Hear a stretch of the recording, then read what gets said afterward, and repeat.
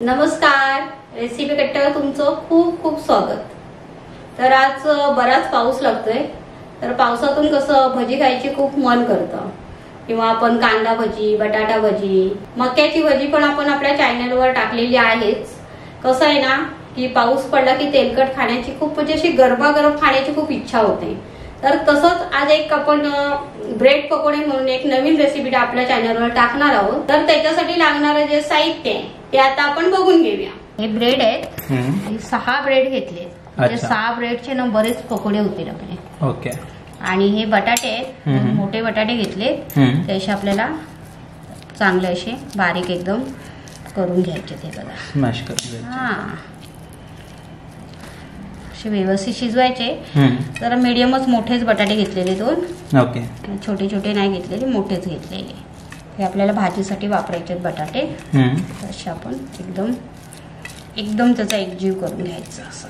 अच्छा, व्यवस्थित एकदम बटाटे शिजले ना की मॅश पण चांगले होतात। हो हो, खायला पण ते बरे वाटतात। हो, असे कडक राहिले ना तर खायला पण चवीला पण थोडासा फरक पडतो। एकदम हे बघा, एकदम पेस्ट कसे करतात तसं झालेले आहे। अच्छा।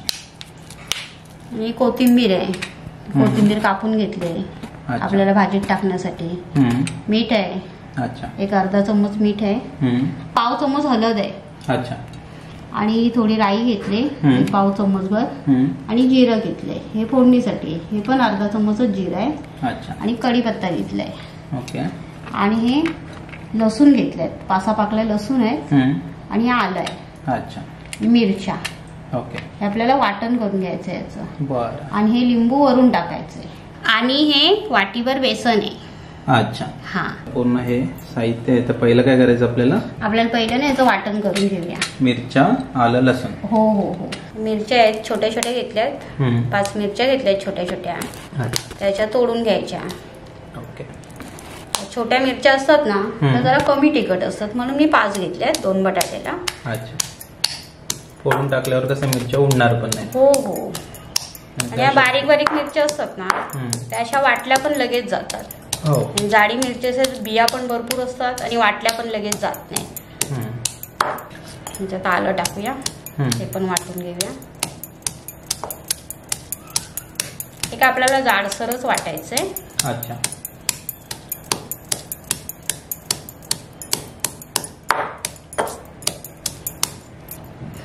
लसूण आहे, लसूण पण आपण आता वाटून घेऊया। कसं खलबत्त्यात कसं जरा जाडसर, मिक्सरला वाटलं तुम्ही तरी चालेल। हो, जाडसर असेल ना तर भाजीला चव छान येते। ऍक्च्युअली खलबत्ता किंवा पाट्यावरचं वाटण एकदम भारी चवीला, त्यामुळे आपण शक्यतो खलबत्ता वापरतो जाडसर वाटण असतं तेव्हा। हो, खायला कधीतरी आवडतं ना असं, नेहमीच आपण मिक्सरचं खातोच। हो, कधी कधी आपण असं पण टाइम असेल तेव्हा असं पण करायचं। हे वाटून झालेलं आहे, एकदम असं जाडसर वाटून घेतले बघा। अच्छा, तर आता आपण हे वाटून झाले, तर आता आपण फोडणीची तयारी करूया। बरं, ही कढई ठेवलेली आहे आणि कढई गरमही झालेली आहे। अच्छा, तर आता मी तेल टाकते। ओके, एक 3-4 चमच तेल टाकले बघा, सारं जास्त तेल नाही टाकलेलं आहे। अच्छा, तर आता तेल टाकल्यानंतर ना थोडं तेल गरम झाले, तर आता राई टाकते। राई बघा कशी मस्त, अशी तेल गरम झालं ना कशी राई मस्त फुटते। अच्छा, बघा राई फुटली कसं असं व्हाईट व्हाईट दिसते बघा, राई फुटली तर हे जिरं टाकते। अच्छा,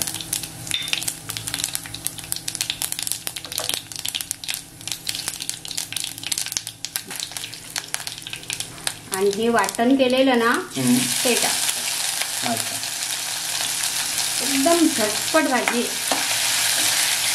पकोडे कसे एकदम झटपट। आता पाऊस पडतोय ना तर कसं असं आपल्याला गरम गरम काय खायची इच्छा तर होते, मग झटपट काहीतरी घरी पटापट होण्यासारखं तसे हे पकोडे।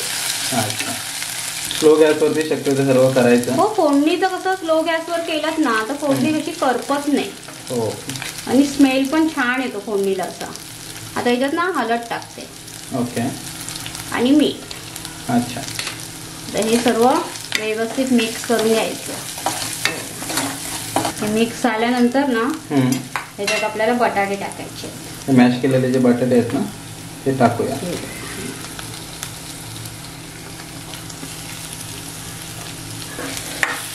बटाटे काय ना 5 मिनिटं तरी अशी व्यवस्थित परतून घ्यायची.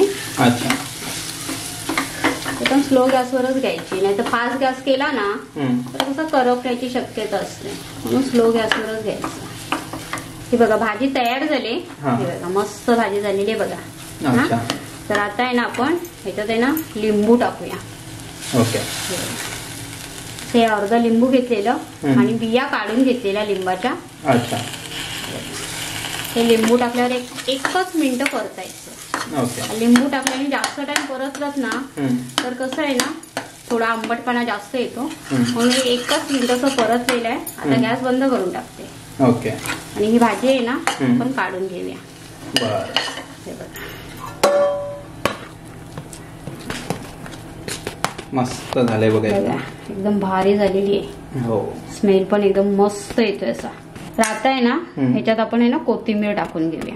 ओके. वरून टाकायची कोथिंबीर. हो हो वरून टाकायची कोथिंबीर टाकून थोडं मिक्स करून घेऊया. ओके. कोथिंबीर आवडीनुसार टाका, जास्त टाकली तरी छान लागते याच्यात कोथिंबीर. अच्छा. हे आता आहे ना बेसन मिक्स करायचं आहे, तर त्याच्यासाठी ना मी थोडंसं मीठ टाकते. हे बघा चवीनुसार मीठ टाकते. ओके. बेसन मिक्स करतोय ना तोपर्यंत बघा भाजी थंड होते. हो. आपल्याला भाजी कशी थंड करून घ्यायची. अच्छा. तर आता बेसन मिक्स करूया. हे बघा बेसन असं मिक्स करताना आहे ना एकदम नाही पाणी टाकायचं. अच्छा. थोडं कमी कमी पाणी टाकायचं. हे आपल्याला काही जास्त घट्ट पण नाही ठेवायचं आहे, जास्त पातळ पण नाही करायचंय, मीडियम करायचंय. ओके.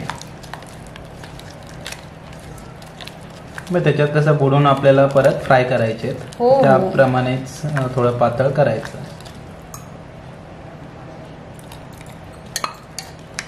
हे बघा मस्त असं मिक्स झालेलं आहे, ना पातळ ना जाड. तर आता आहे ना हे आपण कमीत कमी 10 मिनिटं तरी ठेवूया. अच्छा. बेसन जरा थोडा टाइम ठेवलंत ना तर कसं म्हणजे आपण फ्राय करताना असं जरा मस्त पण वाटतं असं. आणि बेसन ठेवल्याने जरा बेसन फुगल्या पण जाते. अच्छा. तर हे 10 मिनिटं ठेवून देऊया. ब्रेड आहे ना हे बाजूच्या कडा आहेत ना त्या अशा हलक्याशा अशा कापून घ्यायच्या. अच्छा. हे फ्राय करायला जरा पटकन आणि दिसायलाही छान वाटते. हो. काय काय जणांना कडा आवडतात, तर ठेवल्यात तरी हरकत नाही. हो हो तुम्हाला आवडत असेल तर ठेवल्यात तर काय हरकत नाही. बाजूच्या कडा आहेत ना मस्त आहे बघा कापून घेतलेल्या आहेत. तर आता आहे ना ह्याला आपण भाजी लावून घेऊया. बरं. हे बघा जसं ऍक्च्युली पॅटीस बनवतो ना त्या पद्धतीनेच भाजी लावून घ्यायची.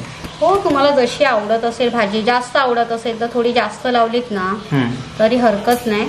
चारी बाजूने आहे ना अशी व्यवस्थित लावून घ्यायची भाजी. म्हणजे हे कापताना आपल्याला त्रास नाही होणार असं. ओके. असं लावून घ्यायची भाजी आणि त्याच्यावर हा ब्रेड ठेवायचा. अच्छा. थोडंसं दाबून घ्यायचं आणि हे कापायचे. ओके. 4 भाग करायचे त्याचे. हो ह्याचे 4 भाग करायचे. तुम्हाला जर अजून छोटे पाहिजे असतील तर अजून काही 6 भाग वगैरे होऊ शकतात. हे बघा. अच्छा. हे कसे फ्राय करायलाही छान असे मस्त आणि खायलाही छान. हो. बघा असे तुकडे करून घेऊया आपण ह्याचे. साधारण आपल्याकडे 12 पकोडे होतील, तर छोट्या साईज मध्ये केले तर थोडे जास्त होतील. हे बघा असे मस्त असे 4 तुकडे बघा किती भारी होतात. हो. असे फ्राय पण हे ना पटापट होतात. हा आणि खायलाही मस्त वाटतात असे. तेल मस्त गरम झालेलं आहे. तर आता आपण तेल व्यवस्थित गरम झालंय ना का बघण्यासाठी आपण थोडस असं टाकून बघा तेल गरम झालंय. हो. तेल गरम झालं की असं माहिती पडतं बाबा काय हे चिकटत नाहीये. म्हणजे तेल गरम झालं. हो. तेल गरम झालं की त्याच्यानंतर गॅस आहे तो स्लो करायचा. असे आहेत ना हलक्या हाताने असे टाकायचे.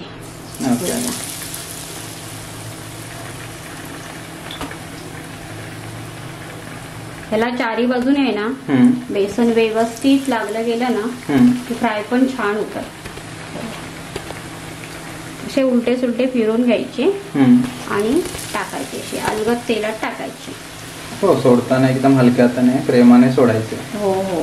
कारण तेल आहे तर कधी उडण्याची पण शक्यता असते ना. हो. भाजी कशी आदली शिजलेलीच आहे हो, आणि ब्रेडला पण काय जास्त शिजण्याची गरज नाही. वरचं बेसन आहे ना ते शिजल्या गेल्या पाहिजे व्यवस्थित. हो. कारण ब्रेड आतमध्ये व्यवस्थित असतो, जसा म्हणजे आपण पाव आहे तो आपण असाच खातो. हो. त्याच्यामुळे त्याला काही जास्त शेक लागण्याची गरज नाही. फक्त हे बेसन व्यवस्थित शिजल्या गेलं पाहिजे. हे बघा, परत एकदा पलटी मारलेली आहेत मी, कारण हे लालसर होईपर्यंत आहेत ना आपल्याला थोडे शेकून व्यवस्थित घ्यायचे. अच्छा. हे शेकलेत व्यवस्थित. हे बघा, असे लालसर झाले ना म्हणजे व्यवस्थित शेकले. हो. साधारण आहे ना यांना शेकायला आहे ना एक जास्तीत जास्त 5-6 मिनिटं लागतात. हो. हा, जास्त टाइम लागत नाही. मस्त झालेत बघा. मस्त झालेले. इकडे आपण टिश्यू पेपर घेतलाय, तर या थोडंफार तेल वगैरे एक्स्ट्रा आलंच तर ते टिश्यू पेपर मध्ये निघून जाईल. हो हो. काय भारी झाले बघा.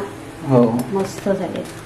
तर आता आहे ना आपण बाकीचे जे ब्रेड आहेत ना हे पकोडे ते आपण आता फ्राय करून घेऊया. बरं.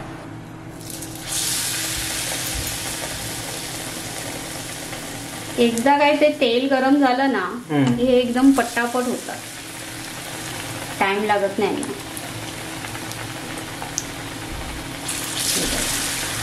एकदम झटपट रेसिपी आहे.